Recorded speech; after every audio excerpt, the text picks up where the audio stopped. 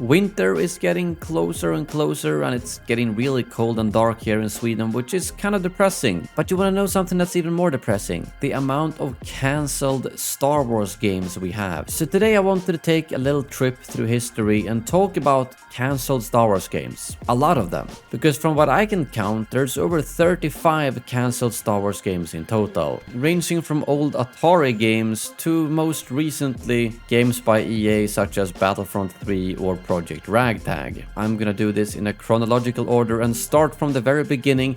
There will be a few projects that I might not mention because either there's barely any information on them or some of the projects might overlap. But hopefully you will learn something new, and I did a lot of research looking up all these games, their backstory and such, so hopefully you will enjoy it. But let's start off at the very beginning and one of the first cancelled Star Wars games I could find. Back when they released Return of the Jedi in 1983, the Parker brothers were actually tasked to make 2 Star Wars games for the Atari 2600. Star Wars Return of the Jedi Death Star Battle, which was released together with the movie, but also Star Wars Return of the Jedi Ewok Adventure, which was actually made but for some reason not released. Obviously back then you couldn't just upload the game on Steam, so releasing it for the Atari was a bit more complicated, and something along the way made them only release one of the 2 games they made. Moving forward quite a lot of years, there's actually a game that was just titled The New Emperor, which was a cancelled LucasArts video game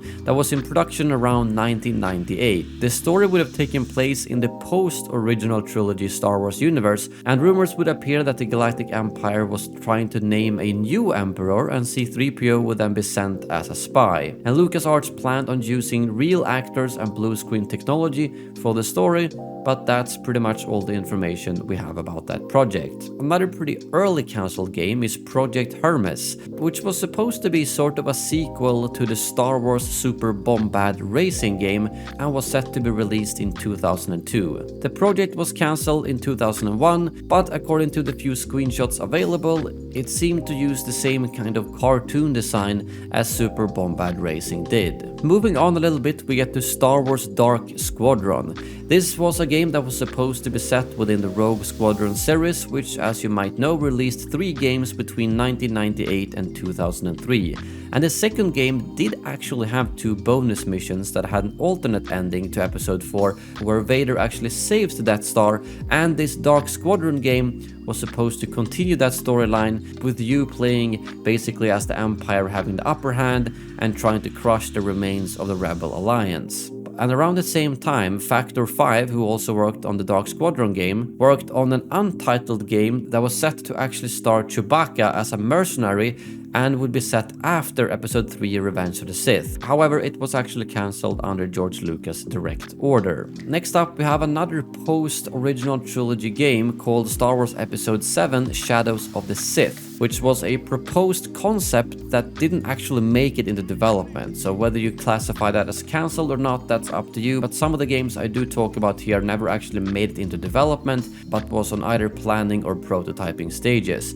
This game would have followed Ben Skywalker, Luke Skywalker's son, as he discovered new force powers and also faced off against a member of the House of Solo. The broader ideas for this game was then used for Force Unleashed instead, even though the actual storyline and characters was obviously different, but the gameplay loop of discovering new force powers and such was something they instead implemented in Force Unleashed. Moving on, we have Star Wars Jedi Knight 3 Brink of Darkness. This was supposed to be the sequel to the 2002 video game Star Wars Jedi Knight 2 Jedi Outcast and the 3rd main installment of the Jedi Knight video game series.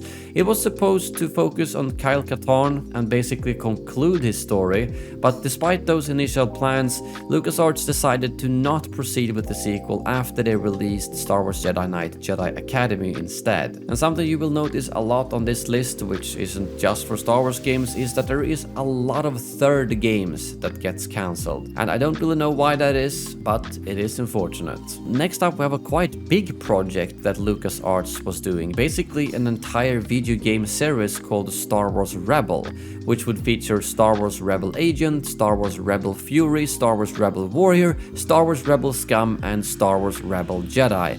Very little is known about this, but the rebel agent would basically be an agent trying to help out the Alliance to restore the Republic. Rebel Warrior would be about an unnamed enslaved Wookiee warrior from Kashyyyk, that would try to drive away the Galactic Empire from Kashyyyk.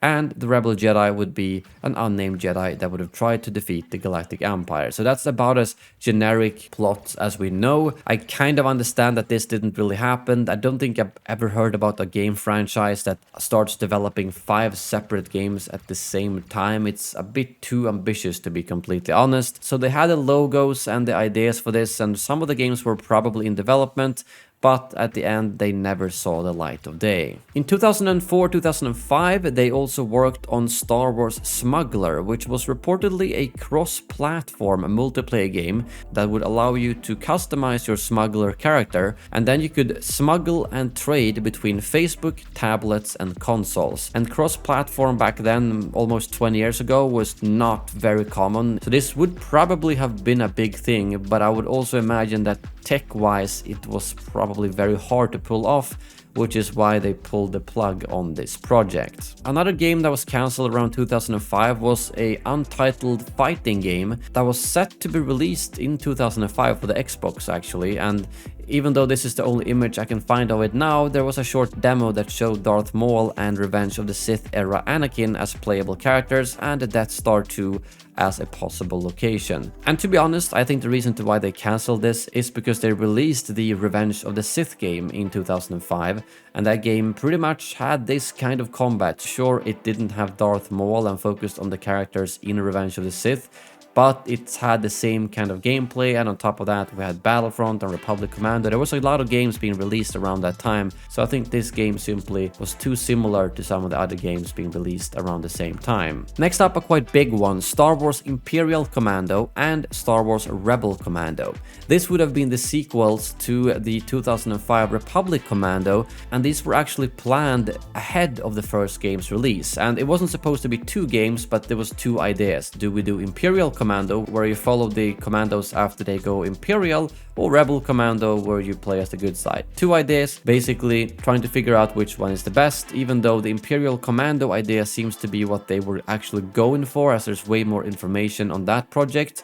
But like I mentioned, they strangely actually cancelled this game before the first one came out. So they planned this way ahead, and in 2004 they cancelled the second game, even though the first game came out in 2005. Very strange move if you ask me. Usually you release the first game, see if it's successful or not, and then do the second game. But they actually cancelled the second game before they saw the success of the first game. A little bit strange, but back then LucasArts had a lot of issues, which has been noticeable when reading up on multiple of these games. Another 3, Star Wars Knights of the Old Republic 3. This was supposed to be a follow-up to, obviously, Knights of the Republic 2, and even though the plot details are not fully disclosed, it would involve the player following the path of Revan and confronting ancient Sith Lords with considerable power and terrifying personalities. LucasArts encountered difficulties during the development period, leading to the cancellation of the project, and the game never actually got into development, but purely story planning,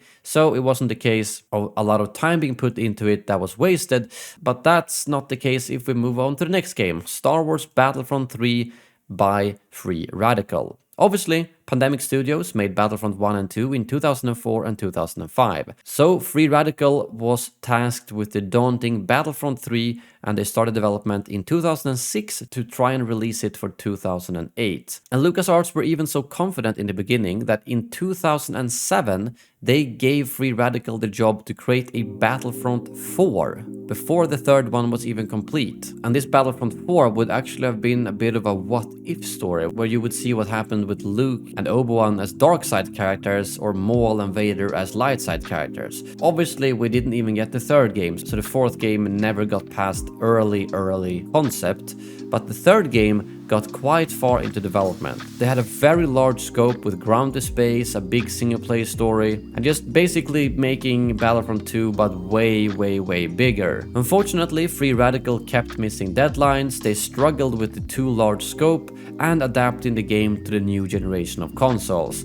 At the time they also released another game, Haze, which received very poor reception. And how close this game was to actual release has a lot of contradicting statements. A previous Free Radical employee claims the game was 98% complete and just needed some bug fixing for a couple of weeks, whereas an ex-LucasArts employee said that that's bullshit and that the game was at very best 75% complete of being a very mediocre game.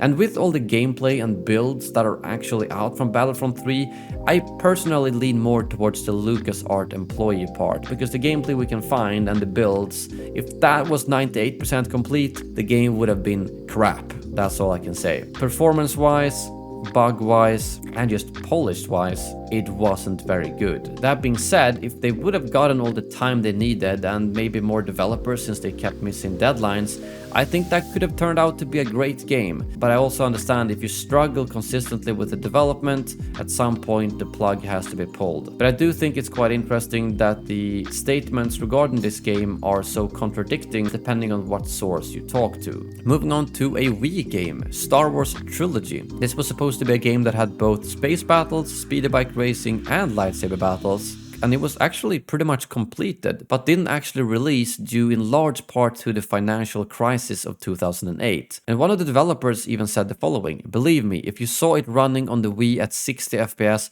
it is by far, and I think I'm not overstating that, the technically most impressive thing you would ever see on Wii." And as someone who played a lot of Wii back then, I really wish this game would have come out, but I think the financial crisis of 2008 probably stopped a lot of games from happening. And I want to give a quick shout out to my sponsor Gfuel Energy. If you guys want clean, healthy energy drinks, no sugar, with vitamins and so many different and delicious flavors, don't miss out on their Black Friday deals going all the way until Tuesday, where if you buy one of their tubs, you will get another one completely free, so basically 50% off. If you use the link in the description below, you will be supporting the channel directly. Otherwise, consider using code SHEEV on their other products. For instance, if you want to try out one of their starter kits and not commit to those big tubs, you can do that and use code SHEEV and you will get at least 20% off your purchase while also supporting the channel.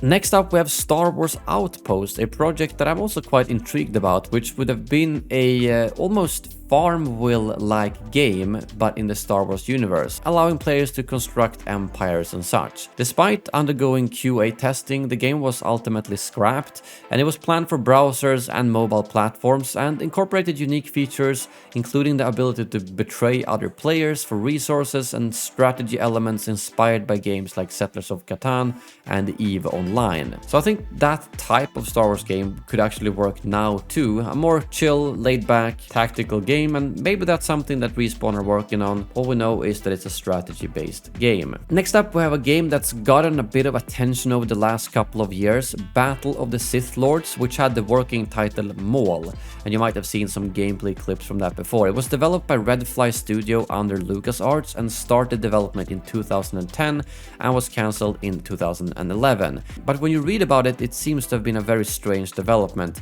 where LucasArts didn't really communicate with Redfly at all, or even give them a story to follow, meaning that Redfly basically just developed the gameplay. They made Maul and made some cool gameplay, but they didn't know what to do with the story. So they started developing a story that would lead up to his death in The Phantom Menace, but was then told no, he actually survived that. But they didn't tell them at all about the plans to have him in the Clone Wars and his story arc there, further making it harder to make a story. And then later, George Lucas actually said that he wanted Maul to work with Darth Talon in the future, which they then realized, no, that can't happen, because that's 170 years later. So Redfly was then tasked to make basically a Maul descendant instead, and not the actual Maul we know. So they did that, and Lucasfilm didn't like that either. And after that, it just seemed like everything went downhill. This was a game that I think could have had a lot of potential, but LucasArts, together with George Lucas himself, seems to have just screwed over Redfly and not actually given them a chance to complete this game, or given them a proper story to follow. And then we have Star Wars The Force Unleashed 3, which would have been the third and final installment of the Force Unleashed video game saga, but like many other third installments, it was cancelled.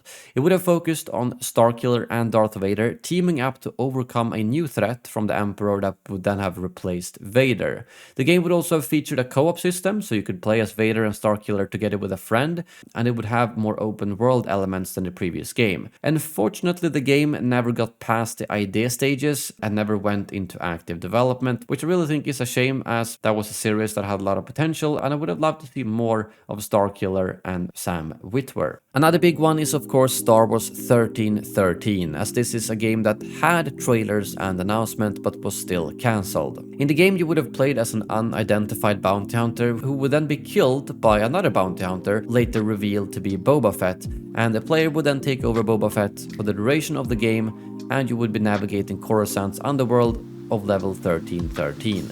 It was revealed in 2012 during pre-production, but in 2013 with Disney's acquisition they shut down LucasArts and the project was cancelled.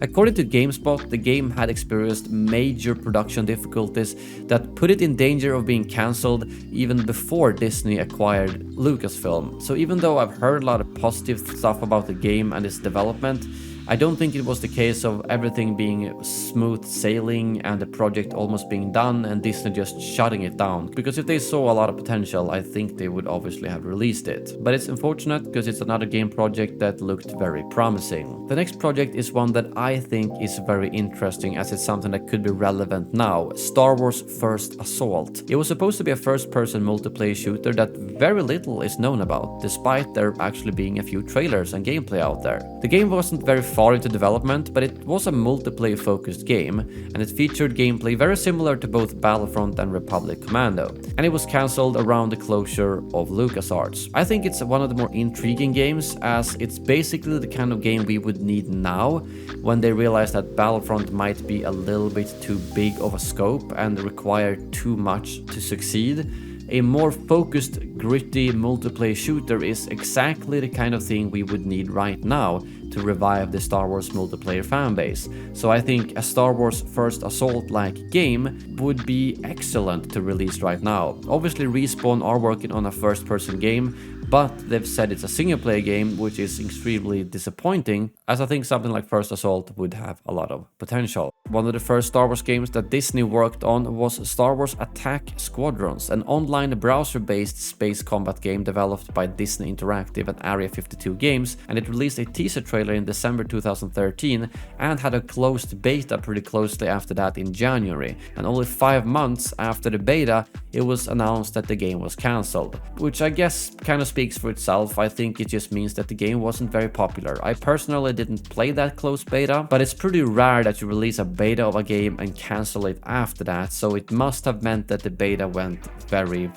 poorly. Now on to the era of EA Star Wars, which kind of just sounds like a drop in the ocean when you compare to how many cancelled Star Wars games we had before that, but EA has its fair share of cancelled Star Wars games too. One of which is actually 3 games in one: Project Ragtag. This was led by Amy Hennig, the creator of the Uncharted series, over at Visceral Games. And Project Ragtag was actually a game that was initially conceived as an open world pirate game codenamed Jamaica. This then transitioned into a space setting with the codename Yuma. The project faced numerous challenges, including slow development and a dwindling team due to issues with Battlefield Hardline. So the game then further evolved into Ragtag, which was going to be this linear adventure game that we have seen quick snippets of during EA Star Wars trailers. But despite showcasing a demo at E3 2016 and receiving some confidence, Ragtag continued to face problems, leading to EA Vancouver taking over and ultimately repurposing the project into a multiplayer game that was codenamed Project Orca. So basically 4 different names for roughly the same project.